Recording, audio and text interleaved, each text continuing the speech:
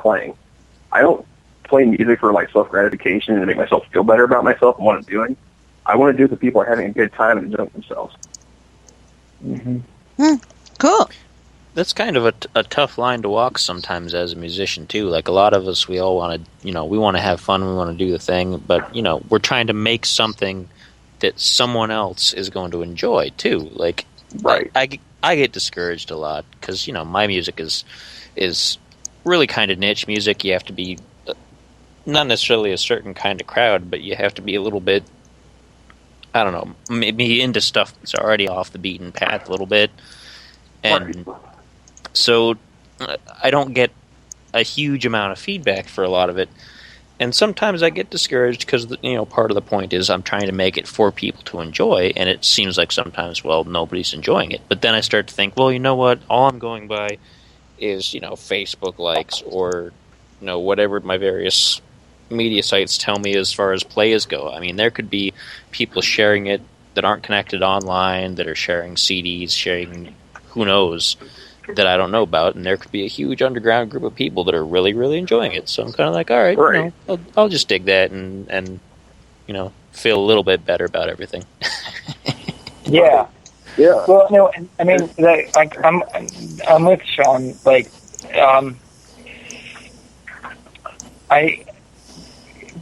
and Spider said, like, it's a hard line to walk. Is that you do have to get your music out, you do have to be some kind of a rock star, and it's hard when it's hard to stay humble sometimes, because you need to command that stage. You need to command the music that's coming out, because that's the way that it gets out there. But I mean, just like you said, I'm the same way. I just like music, and I make music because it's enjoyable, and I hope other people will enjoy it too. Right.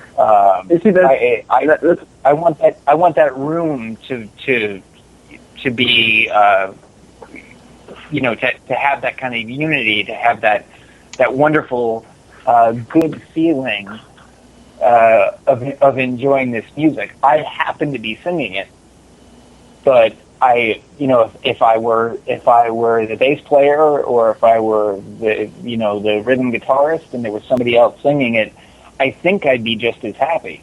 It just so happens like this is my job in this band. Right. Yeah, that's a big thing with me too. Is like I'm not going to play music I don't like. Like, bottom line. Mm-hmm. As much as I do like listening to bands like the Beatles, and as much as I love Giant Cats and classic country and even modern day, I do like some modern day country, but I can't see myself playing it because I just don't enjoy playing it.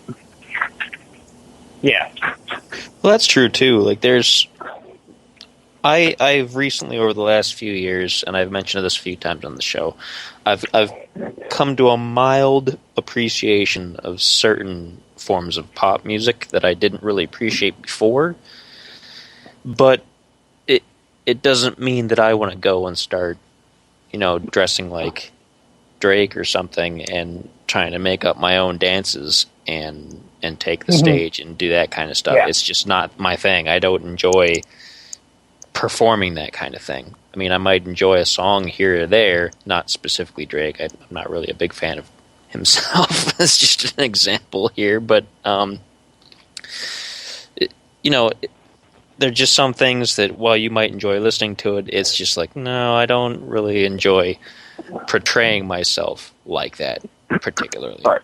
Well, it doesn't speak to your core the way that what you do does. Right? I mean, you can appreciate it because it's good, but it doesn't reflect you necessarily. A great example, the Taylor Swift "Shake It Off." Other than that breakdown thing where she kind of raps, I think that song is genius. I really do. I totally agree. 100%. It's entertaining. It's kinetic. It's kind of everything you know that you want. And I can listen to that and go, oh yeah, no, this is what people dig her. That makes perfect sense to me. Right. And I don't mind this at all. Yeah, play that. It's fine. But I'm not doing that. Like at any time, probably ever. I mean, I always like the song "Dirty" by Christina Aguilera. I'm not afraid to admit that, but you'll never see me wandering around with dreadlocks and assless chaps. That's never going to happen. What's funny, too, is there's even bands that, like my first actual band that I got into, it was kind of a fluke because I didn't really expect it like that. I'd been trying to make a band for quite a while, and the stuff that I was trying to do as a band, at the time when I first really started to think, oh, I really want to start performing music, I was trying to do stuff like I wanted to have an alternative band like Everclear or something like that, like just, kind of a light but also kind of a heavy sound depending. I was still kind of figuring things out because I was still a teenager, and once I got out of school, I'd been tinkering with a lot of electronic stuff, and a buddy of mine said, hey, I've been playing with this metal band, you want to come out to this show? And I'm like, sure, yeah, I'll come out for a show. And they were a Slayer cover band that had just started writing original material. And It was great. They were all real talented guys. They were great. And so then he says, hey, what'd you think of that? And I'm like, oh, yeah, it was pretty good. I had a really good time because I hadn't got out. I was kind of not really a sheltered kid, but I lived in an area that was not easy to get to any place else. It was in the middle of kind of nowhere, and you couldn't just bike any particular direction and get to where you wanted to go. You had to have a ride or do something, and I just couldn't get out to see shows or anything. So this was one of the first shows after I'd moved out of my folks' house that I'd gotten to see that was a good local show. And so he asked me, he said, and I said, yeah, it was good. He said, well, do you think you want to play keys? And I'm like, are you seriously asking me to be in the band? He's like, well, I got to have you play for the guys and see what they think, but we're looking for a keyboard player. And I'm just like, oh, wow.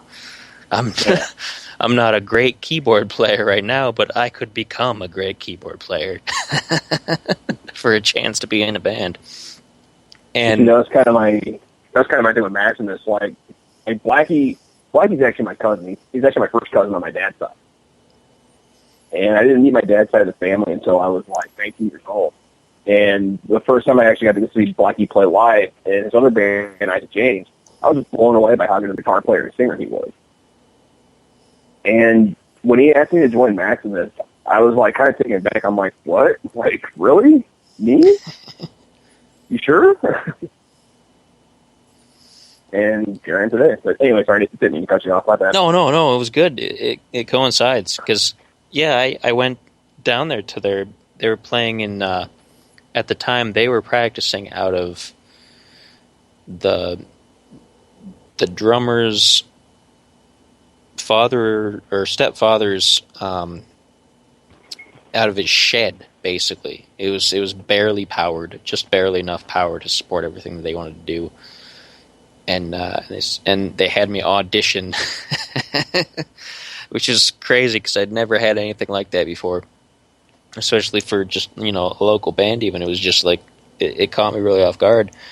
But they told me, hey, this is a song that we've been working on that we want to add keys to. This is how the melody goes. And the lead guitar player just sketched it out on guitar for me so I could hear the notes. I asked him what keys that in. And after a few tries, I played it out. And a few practices in, and they said, hey, yeah, you want to stay in? And I'm like, yeah, that's cool. And so there I was. And I stayed with them for a long time, 5-6 years, maybe longer. Wow. And the only reason I left the band was because I had to move. That's part of a long, sad story that ended well. But yeah, it was a great experience, and we still played. Sorry. Oh, go ahead. No, just say like my first band, like my first band ever. we never played out. But it was kind of a similar thing. I had taken guitar lessons for 6 weeks. I really want my friend got a guitar, and it was this like crappy Fender knockoff thing, but I fell in love with the sound of it, and I fiddled around with his, and then I really wanted one of my own, so I got one, and then I got lessons, and I got lessons from this guy who had clearly had a nervous breakdown. Like, there was no doubt. He was a kind of a spooky dude, like a broken man. And the lessons didn't take, and and the guitar that I got was too big for my hands at the time and all that. And I put it down for about a year and a half, and then my friend J.T. McGinnis showed up at school. His parents were both teachers, like mine was, and he started taking guitar lessons, and I started bumming lessons off of him. So he learned how to play Sunshine of Your Love, and so I played that ad nauseum, just trying to figure it all out. And I got a little bit better and a little bit better, and he was the one that finally said, "Hey, man, come and sing." And so I said, what are you talking about? Like, I'm a bad guitarist, that's all. But he really wanted to put a little group together, so we did. And we rehearsed a bunch, like, after school and stuff, with a drummer who was not very good. And we were not very good either, so it didn't matter. And there was a kid from another school in town who was starting up a band and had asked JP to come and try out as maybe a guitarist and maybe a singer. And it turned out it was like more of a singer. And I got a call late one night that said, "I met these guys, they need a singer, and you're the guy to do it." It's completely out of left field. So I was like, oh, okay. He said, so call this guy Dave. This is his phone number. So I called this guy Dave, and he had me audition on the phone. I sang Alive from Pearl Jam's first album. Very nice. On the phone. And that was enough for him to say, so come down on Friday after school. Cool. And this is the place. And it was in the drummer's bedroom, it must have been like an 8x10 room with a bed in it and a drum kit. and the bass player barely knew how to play, and the guitarist the rhythm guitarist turned out to be the best musician I probably have ever worked with. But he was just kind of getting new at being a rock and roll guitarist. And there were a couple of tunes where I said, "Oh, I can play guitar on that," or I can play bass on that. We did like, "Let Me Stand Next to Your Fire," and it's like, "Oh, I can do the bass line," having no idea that I was pissing these guys off and thinking that I was, taking their job. But it was after that day I still had no idea, and he called me that night and said, "So we want to start practicing on the regular, and are you in?" And that was it. Like, that was it. That was the start. And I think we had our first gig like 6 weeks later or something insane like that. But wow. It was the same thing. I was just same thing as you, Sean. I was brought in. I didn't have the audacity, though. I wasn't going to put together anything. I had no idea that maybe what I was doing was good enough to get the job done.